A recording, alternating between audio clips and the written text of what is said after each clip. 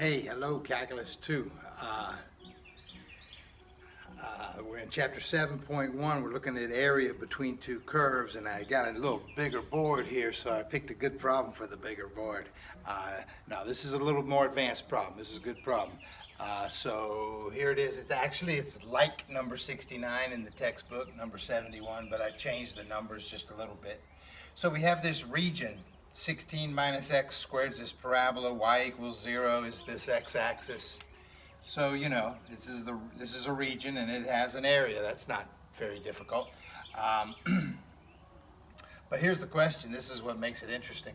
Find A, so some constant A, number A, such that the line y equals A divides the region into two halves of equal area. So hopefully you know the line y equals A is a horizontal line. So there's a horizontal line that when we're looking for where that is, that cuts this area in half. Now, you know, do you think it's at 8? Probably not at 8. Probably lower than 8. 7, 6, I don't know. Anyway, we don't know.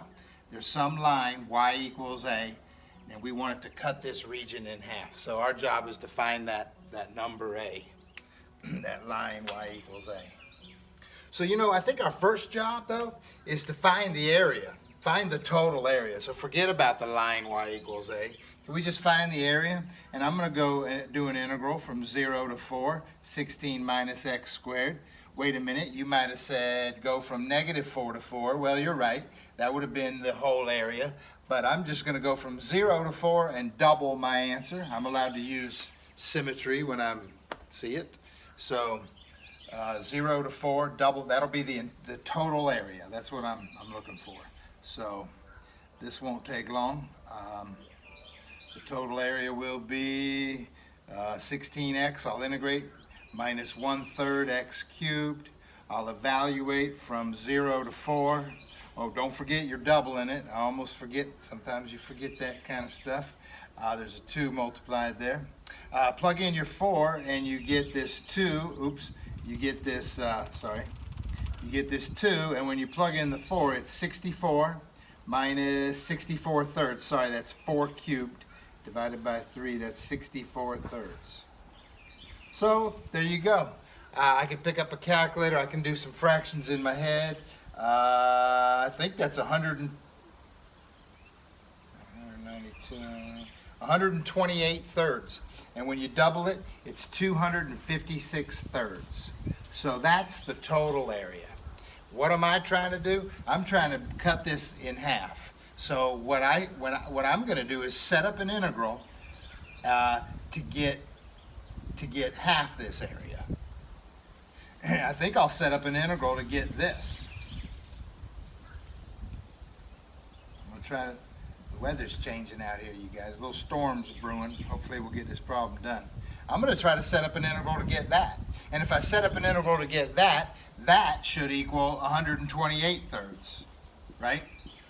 Half of this 256 thirds. So that's 128 thirds. Actually, why not just do half of that, you know, instead of going from negative 4 to 4? Ooh, that ain't right anyway. Yeah, I might just do half of that. Half of that is 64 thirds. I hope I'm not messing with you, but if I just did that, that is 64 thirds. Okay, I think I'll do that. So I'm going to set up an integral. And that integral is going to have a top curve called 16 minus x squared. That's the parabola. 16 minus x squared minus the bottom curve, which is this unknown line y equals A, which is just an A. I'm going to have to find A. And I'm going to set up this integral, and it's going to equal, if I go from 0 to this point, that's going to equal 64 thirds. So I'm going to go from 0 to that point. Now that point is a different x value. That's not 4. I got to find that x value.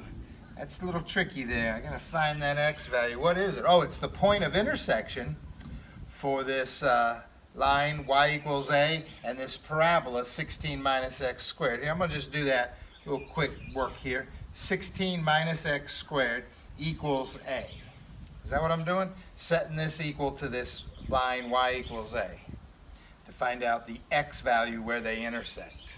And it's going to be in terms of a. I can solve for x. I like to add x squared, subtract the a, so 16 minus a equals x squared. So x is the plus and minus square root of 16 minus a.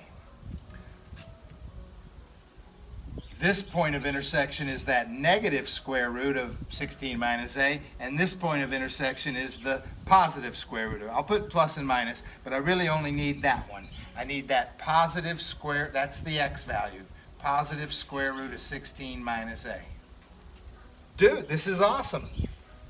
I think I'm going to get rid of this so I can work, but this is what I needed. I set up this integration. Hopefully you followed all that, because I think that's the hard part. All the setup work is kind of the hard part. I talked kind of fast, but I wanted the total area, so I knew what to set this equal to. And actually, I'm doing a kind of a quarter of it here. But I set up an integral, and now I have to solve for a. It's like an equation. You have to solve for a. I like to make this joke.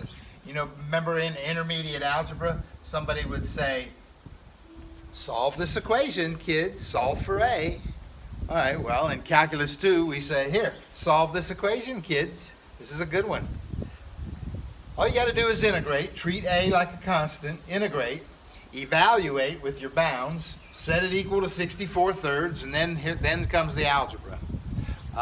Let's try to do that before the storm gets here. I'm going to get rid of this, and here we go. Integrate. 16x minus 1/3 x cubed minus ax. Good job. Remember, a is a constant. We're integrating with respect to the variable x. That's, you treat the a like a constant, just like the 16. Okay, here we go. We evaluate from 0 to the square root of 16 minus a. We plug that in for our x. We get 16 times the square root of 16 minus a, minus 1/3 times the square root of 16 minus a cubed, minus a times the square root of 16 minus a. Wow. And all that equals 64/3. All right, well, now the calculus is over. We integrated, we evaluated. There's the answer to the integral in terms of a. We know it equals 64/3. And now comes some good algebra to try to solve for a.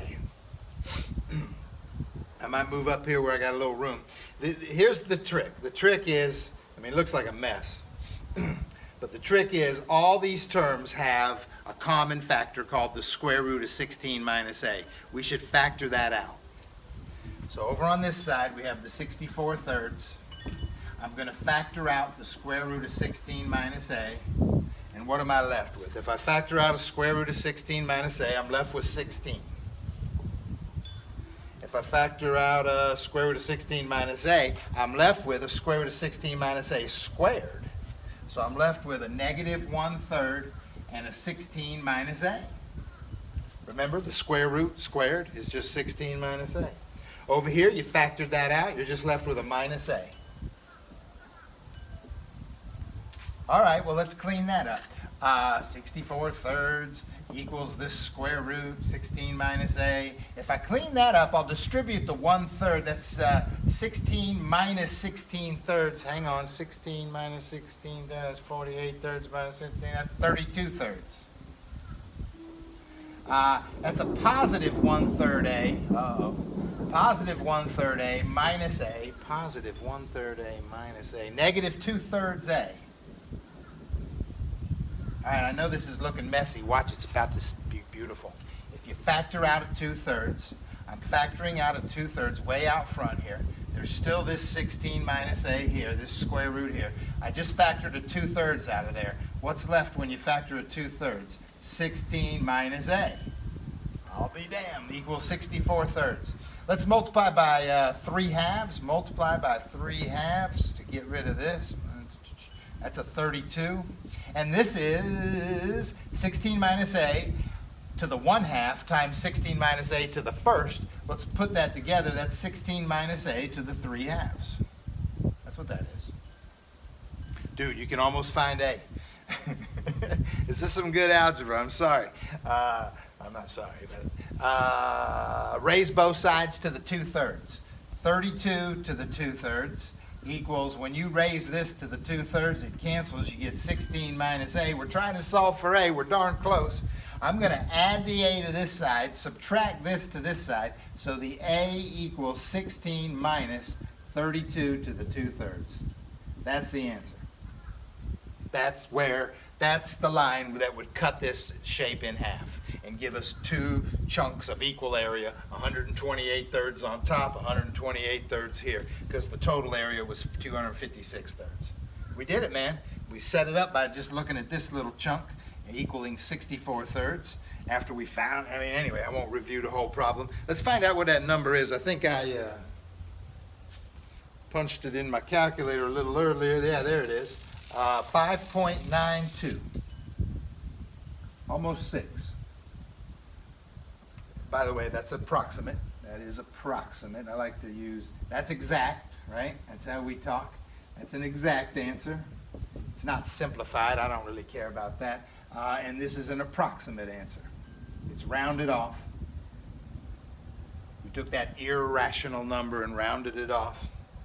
So about 5.92. That made sense. It's a little wider, fatter down here, so it's a little lower than the halfway point was at 8. So that's awesome. I love a problem like that. There's a few in the book. You could try number 69, 70, 71. There's a little group of problems that kind of make you look for this unknown A. So the key was setting up this integral with an unknown A in it, and then it turned into a good algebra problem. Thanks for listening. Good luck.